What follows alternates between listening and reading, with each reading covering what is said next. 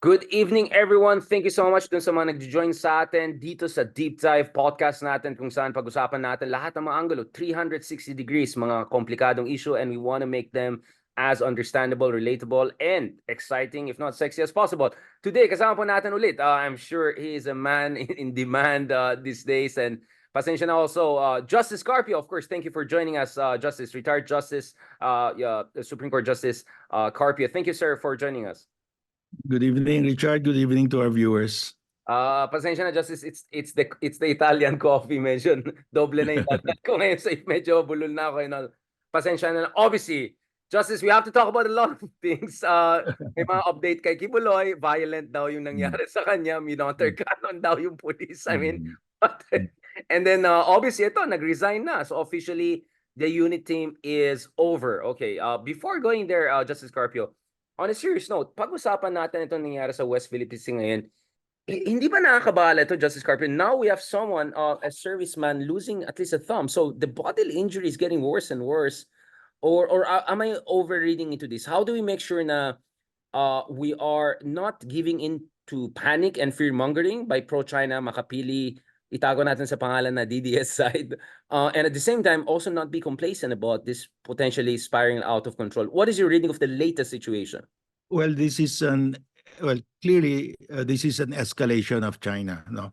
Because it's serious if one state boards the vessel, the naval vessel of another state. And these tenders are part of the warship, no? They are auxiliary naval auxiliaries, these small boats. So that's serious because naval ships enjoy sovereign immunity. They cannot be boarded, they cannot be arrested, even if they are the territorial sea. You can ask them to leave if they are not following international law. But if they are in the exclusive economic zone, there's freedom of navigation. They have a right to be there. So you cannot board this is really a blatant violation of international law of UNCLOS. And in that sense, it's an escalation of China because they boarded and they towed one of our auxiliary ships. No, but this is a contest. It's like the the skirmishes between the Chinese and the Indians in the Himalayas, and there's a zone there where they cannot carry firearms, so they go there and carry sticks. So the Chinese now don't carry firearms. They were not carrying firearms, and they knew that the Marines were instructed not to use firearms. The Marines had firearms, but they were instructed not to use their firearms. So the Chinese knew that our Marines could not use the firearms, but the Chinese brought knives and bolos, machetes. So, of course, they were at a great advantage. Machetes! I mean, grab, ano to, narcos? This is like Mexico. I mean, what's going on? Labanan naman Yeah, sindikato ba to? it's like really the skirmish between the Indians and the Chinese in the Himalayas. They were bringing clubs because it was you cannot carry weapons in that area. So something similar happened here, no? But I think we should use fast boats because what if you saw that picture where it was really more like a tugboat because the shape of the boat that was being towed was not a fast craft. No, you cannot bring a slow boat to China in that area because you know that the Chinese maritime militia will swarm over you. It has to be a very fast boat. So Yeah. I think we should be using very fast boats. I'll ask you more about the modalities, no, in terms of anong mga pwede natin gamitin para hindi tayo kakawain dyan, Justice Carpio. But going back to this question, should we send, I don't know, our Moro brothers or Bajau, and people who will give these Chinese Kung Fu guys their good match, di ba? Bajau yan, di mo mahuli yan sa tubig. Kung machete, good luck sa'yo pag Morong kalaban mo. I'm just saying, Justice, maybe this is time for some outside the box thinking. Well, the soldiers who were in those uh, rigid hull inflatable boats, RHIBs, were really special forces of the Navy. So, but they were at a disadvantage because they had strict instructions not to use firearms. So they used their bare hands. I actually appreciate you bringing up the Himalayas case kasi massive yung injuries yun between both India and China, and to consider Yes. these are two nuclear powers, billion strong nations, and after that actually what they did was they launched another round of negotiations. So they made sure na even if nagkaroon ng almost patayan ng marami-rami, hand-to-hand combat in the Himalayas. I mean, you couldn't get more Bollywood than that, right? I mean, you can imagine a Bollywood movie 360, nagsusuntukan yung mga Chinese and Indians. So in a way, I mean, again, I'm not trying to downplay this, but in a way, this is not completely out of the box, in the sense that we see this also between China and other countries. Not to mention with Vietnamese also long history of violence. So ang sinasabi ba natin dito, Justice Carpio, is wag natin i-push muna yung panic button. Na as much as we should be alarmed, we shouldn't make too much out of this. Is this what you're saying? Yes, I don't think it's time to push the panic button, but we should be prepared. One, very important, we should use fast boats. Fast boats that will outrace the Coast Guard small fast crafts of the Chinese. No? And there are many ways of doing it. We can airdrop, helicopter drop, because our big Coast Guard vessels have can carry helicopters, so they can fly from there very near Angin Shoal. So there are many ways of resupplying. We have done already airdrops. So and the way I understand it, the Sierra Madre has been repaired enough to last for maybe 10 more years. No, so we are not in a hurry to bring construction materials to repair BRP Sierra Madre, because it can, the way I understand that from sources, is that it can stay there for another 10 years.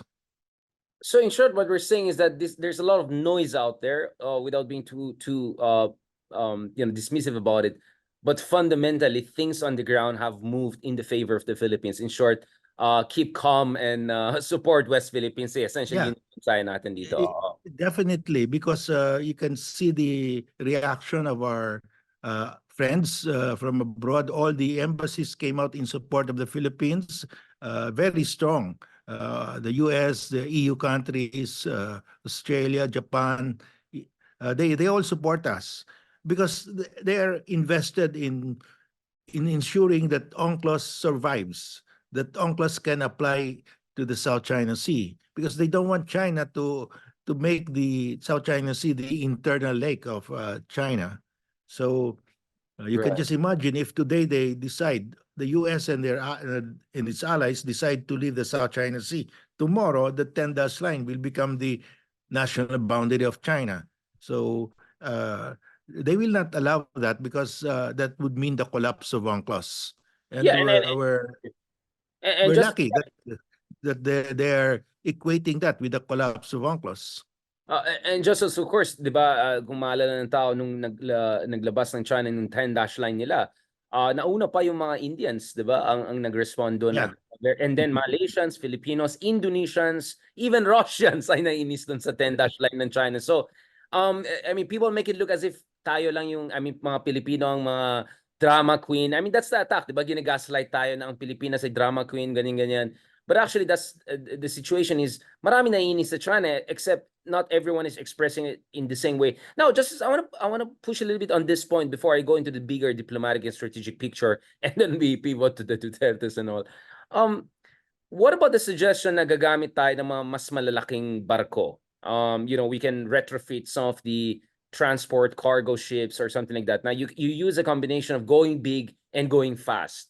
Now, to make it operationally much more complicated for China to make this kind of aggressive gray zone interventions. Well, we have on order with Japan, I think 4 more big boats, no, big Coast Guard vessels, and what we need really are fast supply crafts, small crafts, but very fast that can go to the shallow waters for purposes of resupplying uh, Sierra Madre, BRP Sierra Madre. But we can also use helicopter because the our Coast Guard vessels can carry helicopters also. So you can just imagine they can just helicopter the supplies from near Ayungin Shoal where the Coast Guard vessel will go. No, so there are many ways of Operationally, resupplying and and it's good that the BRP Sierra Madre has been strengthened. It will last for another 10 years. So yes. I think we should not, there's no need to push the panic button yet. Yeah, of course, Justice Scorpio, my suggestion is, and I hope authorities are listening to us, yung chopper ni Mayor, Bamban Mayor Alice Go. I suggest gamitin natin yung chopper na yan. Mukhang makawaran doon na itong mayor na to. I don't know, yung mga Pogo friends natin, maraming chopper mga yan. Maybe we can use this Chinese Pogo chopper people. Di ba? I mean, Justice Scorpio, I'm just being creative here with the resourcefulness and all. Yeah, to now that you brought up the Pogos, you know, the Chinese embassy said that they want the Pogos banned also. So because in China gambling is banned and they try to block through their great firewall of China all the websites of the Pogos here from being accessed from players in China. So they really don't want the Pogos to operate because it's equivalent to dollar salting. But you know, it's funny because the PAGCOR, which issues the licenses to Pogos, says to get a license, you must prove that your market abroad allows gambling. So the market of all of these Pogos is mainland China, and China has declared several times that they have banned gambling. There is no gambling allowed, but yet they get the license from PAGCOR. How could PAGCOR believe that that there is gambling in China? So I mean, right there and there, you know, even the Chinese embassy is saying that no, we don't allow, but yet PAGCOR allows the Pogos, and the market of these Pogos is China. So it's very clear that somebody's just fooling around with the licenses. No? Well, I'm sure, you know, fooling around, but you know, having a good life. Things you're saying. Wala akong sinasabi. I'm just saying, fooling around, but not a fool. Obviously. Oh, Justice. I mean, I want to talk about. I think this is another instance kung saan mas maniwala ako sa China kaysa yung mga kaibigan natin dito. Di ba doon sa gentleman's agreement, hindi mukhang totoo talaga yung sabi ng China. Ayoko maniwala kay Panelo eh. I think this is another instance. I take the side of Embassy of China over our own politicos or kung sino mga fooling around dyan. So I think Duterte is the only top-level Filipino politician who has openly supported Pogo. Everyone else is my pagka-plausible deniability or anything like that. What do you think about, again, I know this has not gone through the court procedure, proper judicial procedure, but anong tingin mo dito sa Sherwin Gatchalian's expose na ito na si Huaping Guo. So at least yung family name is consistent at mukhang kamukha niya. Actually, I was wondering like kung this is her 13 years old pa lang siya and now she's almost she's late 30s or whatever. Ano bang skincare ng mga to? I mean, is there something I don't know about? Yeah, mukhang malapit na siya mabubuking. Malapit na mabubuking. There are documents in the Bureau of Immigration and in the yung resident visa program ng Department of Trade. Yeah, Special Investors Visa. Sigurado ako may mga pictures siya doon. Nagpakita siya doon, no? You submit your pictures if you apply. So lalabas yan, malapit na.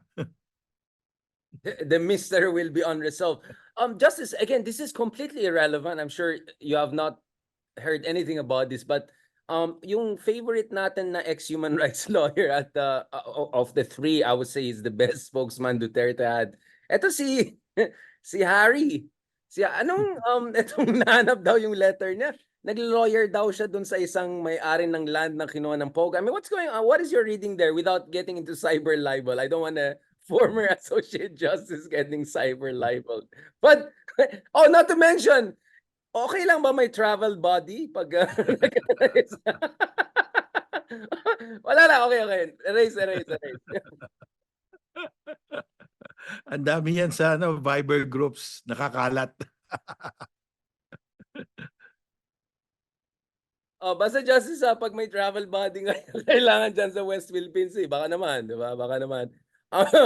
Justice, pag-usapan natin ito. So I was just in down under sa New Zealand to in the Australia, and we were talking about ASEAN, a lot about ASEAN, and so there was a Shangri-La dialogue that we discussed last week, but there was another conference, the Asia Pacific Roundtable, hosted by Malaysia, kung saan halos walang Pilipinong inimbita except yung may isang kaibigan natin na dalawa.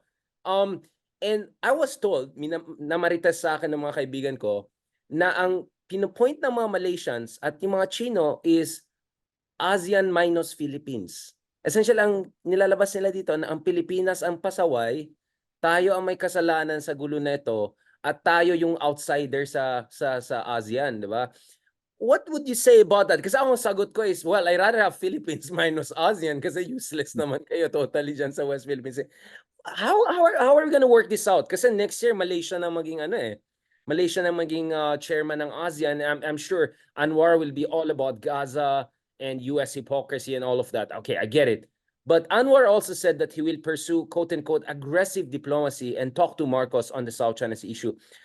Justice Carl, what is your understanding? How should we approach ASEAN? Kasi minsan nasasaktan din ako na nilalabas nila na tayo mga Pilipino, tayo pa yung ginagaslight. I don't know if you're familiar with the Gen Z term na gaslight, but this is very, very, nainis talaga ako, and I could see nagsisympathize yung mga kaibigan natin sa Down Under. Well, of course, you have to take out Myanmar, Cambodia, and Laos because they are loyal to China. They're getting a lot of funds from China. But Anwar, he said recently that I don't have a problem with China because they were able to survey and get the gas with the help of the Americans and the Australians. So as far as concerned, he has no problem with China because he's getting the gas, even if China does not recognize Malaysian EEZ, no? Because bottom line is, can you get the gas? So, and the Chinese have a lot of investments in Malaysia, and the Malaysians also have a lot of investments in China. So, of course, Anwar is looking after his own country's self-interest, but I do not think they can really isolate us because then there will be no consensus. They need our vote for a say and to act because of the consensus policy of China. Everybody must be in before there can be a say and position, no? And they are not supporting us, but they actually use the Arbitral Award. Their minister said the 9-10 dasaran is ridiculous. I mean, they actually use the award, but they always look after their self-interest first. And that's also the position of Singapore. Well, of course, we all know the position of Vietnam because the Vietnamese will always be fiercely against any Chinese encroachment, no? So if Anwar wants a consensus, he has to talk to us. How can you... So, that's completely my understanding. Actually, ang basa ko dito, Justice Carpio, is ang ginawa ng Malaysia, they're quite good, no? They got what they wanted doon sa West Capella oil exploration for Petronas. But in exchange, what they did is, they lawyered for China on the AUKUS issue. Diba? Sila yung pinaka nag-bash sa AUKUS. So ang basa ko dito is, yun yung parang quid pro quo na nangyari na, okay, It's let's possible. get our here. Yeah, I mean, diba? I was thinking about it the other day nung nagsusulat ako. Sabi, oh nga, no, it makes perfect sense. 2020, 2021, this is also the time when Malaysia was all bashing AUKUS. So they kind of did their own quid pro quo with China, diba? And at the same time, with Vietnam, also you have a different situation: the economic investments, the internal situation there. So this raises a different question. It doesn't raise a question of ayun, TikTok natin naglolo ko bigla. Totally not suspicious. This doesn't raise an issue of lack of solidarity. It's more of an issue of everyone being very practical and selfish here. Do you think so? So paano yun? What could be the common ground here? Because you and I have been pushing for a code of conduct among ASEAN countries for a long time, and immediately na-shut down niya ng ibang ASEAN countries as a non-starter. So what could be a point of convergence aside from bilateral with Vietnam? Well,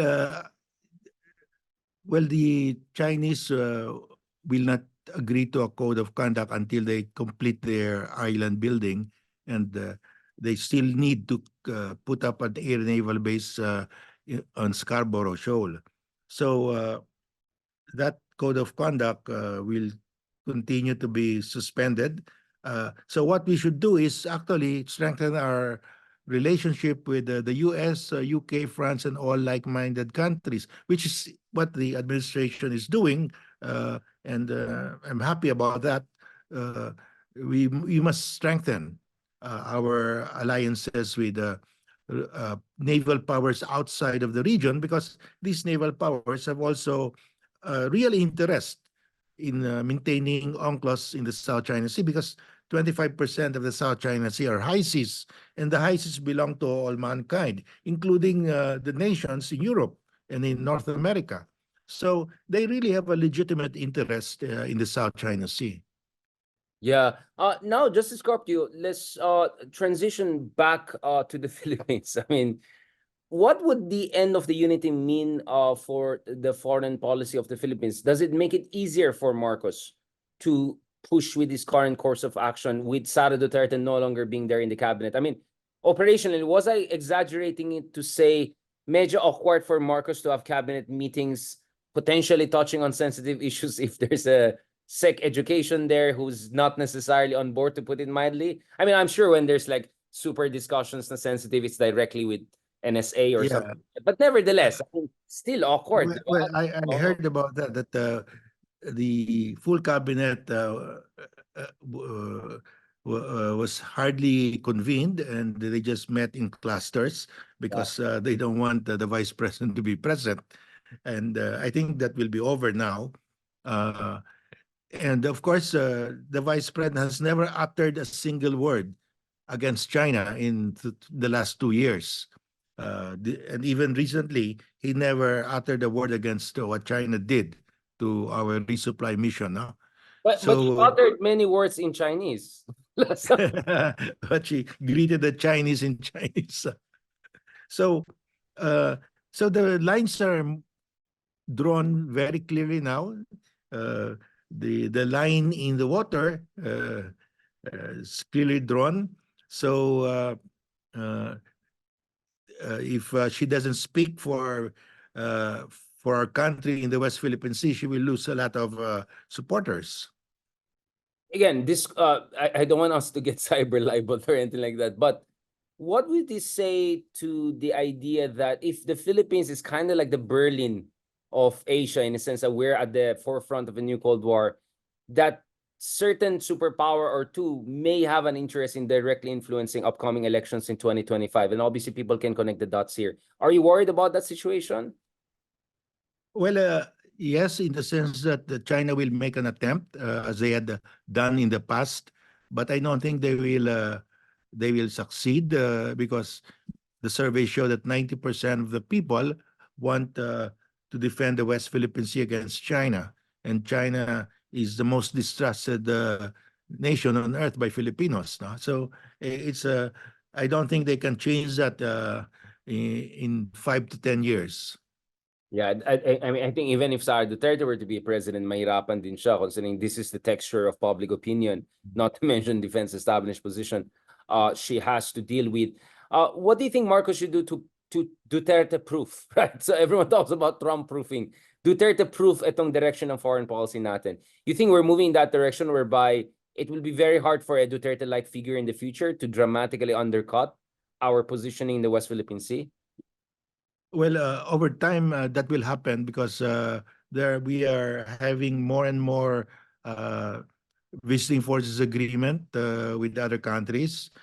We are conducting more naval drills and military exercises with the U.S. and other allies. So the relationship between our militaries and the U.S. militaries and other militaries will deepen. So it will be harder uh, for another Duterte to break that. No, uh, even Duterte couldn't really terminate the VFA because of the opposition from the military. Justice Scarpio, let me make the argument from the other side, that, okay, indeed, the Philippines is passing a threshold whereby a Duterte counter pivot could happen, meaning pro-China and all of that. But how do we make sure that we also don't go too far in the other direction, whereby we become essentially just a cog in the machine of American foreign policy, in a sense of deterrence on Taiwan, China policy in the region? How do we make sure we also have that healthy strategic autonomy interaction with the Americans? Well, other countries that are allies of the U.S. Have allowed U.S. troops to be stationed, and they are even willing to pay for the expenses for these troops, no? Like South Korea, Japan, Germany, Poland, and now the Estonia, Latvia, and the other small states, former USSR states there, because they want the U.S. troops to be a tripwire to make sure that if the Russians attack, the Americans will be hit and the US will be forced to join. But sa atin, we've kicked the Americans out, so we only have the next best thing, of course, is the EDCA sites to warehouse the military equipment of the US. As long as we keep it there, then we don't go too far, because if going too far means hosting again US military bases here, that I think is the extreme end. But the middle ground will be just to host the military equipment without the U.S. troops being present here. So then the equipment are there in case of an emergency in the South China Sea, in the West Philippine Sea. We can just break open the lock and use the HIMARS. No?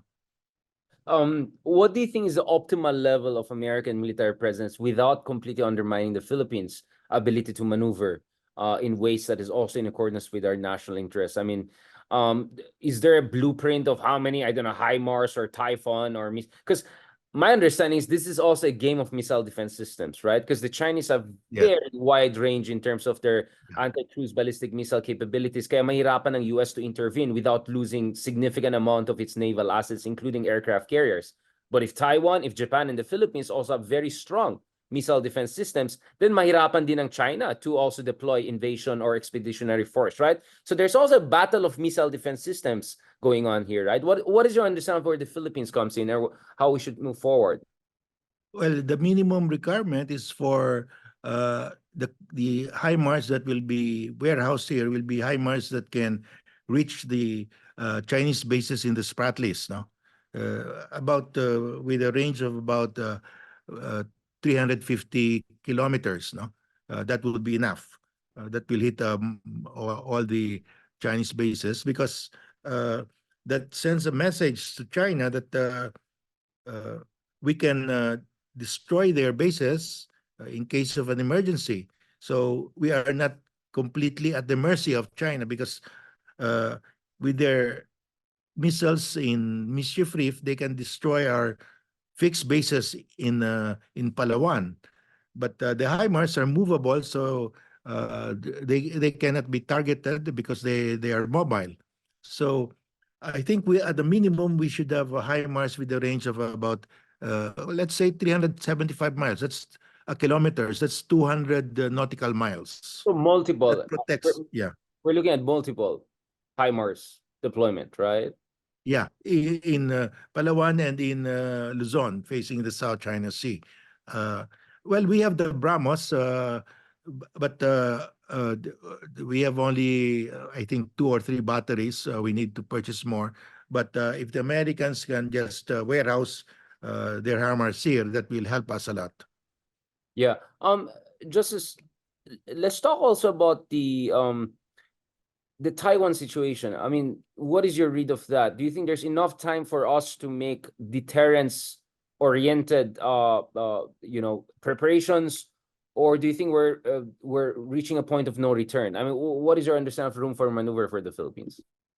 Well, recently, President Xi told, I think he told the EU president that the Americans are the one pushing Taiwan to instigate the mainland Chinese to invade Taiwan, because they know that that will be a debacle for mainland China. So it looks like President Xi is backing off, because he's saying if we invade, then we're falling into the trap of the US. So I think he realizes that he cannot do it, and he has created an excuse that if I do it, I'm actually falling into the trap set by the US, which is, very strange, because that was his flagship European. project Yeah.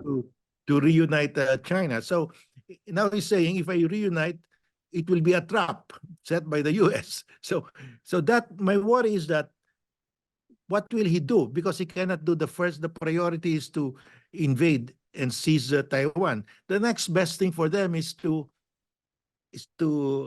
get the West Philippine Sea from the Philippines. It's the low-hanging fruit. So we Yeah. have to prepare for that. We have to prepare for that. Justice, are you worried about this tendency whereby, remember the whole NATO expansion narrative of Putin, right? To set up, the predicate for invasion of Ukraine. Ukraine is threatening them because it's the NATO dagger pointing at Russia, blah, blah, blah. So if we do something, ginusto niyan. Essentially, that's what Putin was saying. Except, of course, he got humiliated and lost 500,000 people into casualties and all. But China, I'm hearing a lot of pro-China trolls, makapilis, some kunyari leftist progressives, yung mga ganyan types, also making this argument na, us by welcoming HIMARS and Balikatan and all of that, we're going to be the dagger pointing at China. Kumbaga, they're saying we are like the version of Ukraine in terms of a US, Asian, NATO pointing at that. Should we be worried about that kind of rhetoric? Is this part of a way of also normalizing isolation of the Philippines? Kasi ang concern ko is in China weaponizing the global South discussion, na us and Palestinians and Malaysians and Brazil and blah blah blah, we are like a part of a community of independent post-colonial nations, and then Philippines and Taiwan and Ukraine are like the puppets of the West, blah blah blah. So if ever something happens to them, sorry na lang. Parang very mafioso. Yeah, you have a nice family out there. But it's sad to see something happens to them, Antonio. Like very much like that. What is sad? I don't want something to happen, and they'll cut their steak and eat it. What do you think about that kind of rhetoric, Justin? Well, actually, whether we host the Americans here in terms of EDCA sites, we host their military equipment here, their weapons. Whether we do that or not, China will grab the West Philippine Sea. That's their plan. It doesn't matter to them whether the Americans gave us weapons or not. So they will follow their own plan. So we have to also plan based on that. That China, they started in 1947 by drawing a map.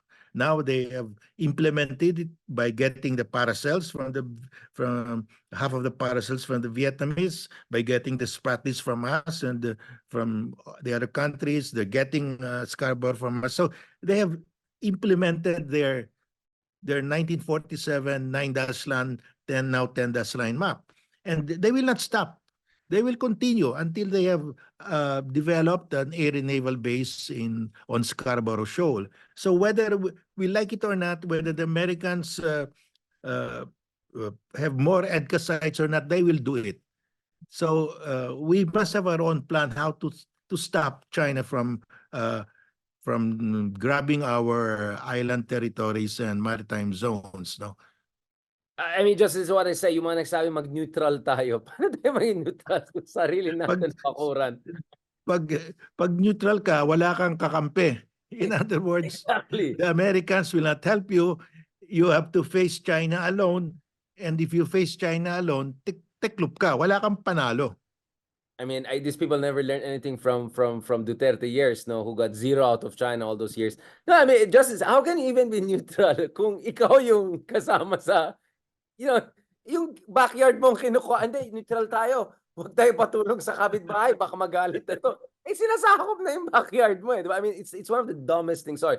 I mean, to put it in my favorite senator's term, si Nancy Binay, Cynthia Villar. Nancy Binay on. Nancy Binay is my real favorite. Pa ito si Cynthia Villar, sabi niya, pamamatay! Di ba? Yung pinagalitan niya yung agriculture secretary of the... No, I mean, this is a ridiculous argument that we're hearing from them. But Justice, speaking of ridiculous, this is the last part because I know, we're a little bit above time.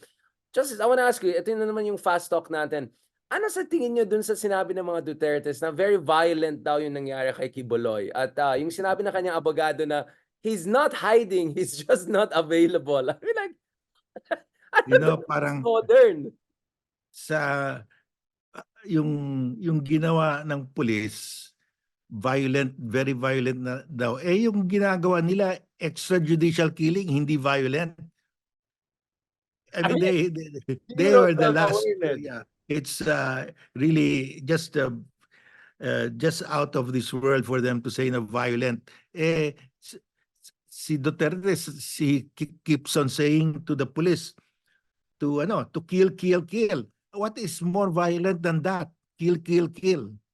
Well, Justice, I think to be fair to them, if ever you can be fair, pagdating sa mga mahirap, ano yan, ganun yung mga attack niya, adik yan, ganyan. Pero pansin mo, pag mayayaman ang pinag-usapan, biglang forgiveness, di ba? Pag Marcos crimes era, hindi, forgiveness, let's move on, magnanimity, pagsisinta naman, hindi, binigay ako ng, sumakay ako sa chopper niya. I mean, that's the feudalistic reality we see with this with this great leaders na pag mayaman ang pinag-usapan, katulad ng Quiboloy, biglang, hindi, may due process yan, may karapatan. Pero, Justice, totoo ba na winotter canon nila yung police? I mean, parang gawain ng China yan Ba't di naman sa ganyan, ginagaya nila yung China, water cannon? Saan nila kinuha yan? Well, if there was undue use of force, they can always file a complaint. Pero wala namang sinabi kill, kill, kill. Yan ang pinaka-most violent. I mean, pinatay mo eh. Wala namang ganyan eh. So, I think it's just drama. They just want to get the attention. Pero for somebody who during his reign, his battle cry was kill, kill, kill, for him to say na this is excessive violence, I don't think anybody would believe that. Well, Justice, of all virtues of Duterte, self-awareness is not one of them. I'll just be nice about this. Justice Carpio, thank you so much, Justice, for joining us for another fantastic discussion. I think everyone really enjoyed it in the sense that we went from high geopolitics to low LGU politics. But siguro it's a good news na yung police at least nag-attempt na mag-arrest, di ba? Yes. There is, di ba? Something is happening, right? Something is happening. At saka pinalitan yung lahat ng mga old-timers. No? So yung connection ng mga Dutertes na wala. Wala yung mga loyal followers nila, wala. So kaya ano sila ngayon they feel they're slowly being cornered eh. On that note, Justice Carpio, I think that means we have to have a live stream, hopefully sooner than later, on a potential arrest of a friend or two of ours, Jan sa Davao. I'm sure there'll be a lot of interesting developments there. Pa, thank you so much again, Justice Carpio.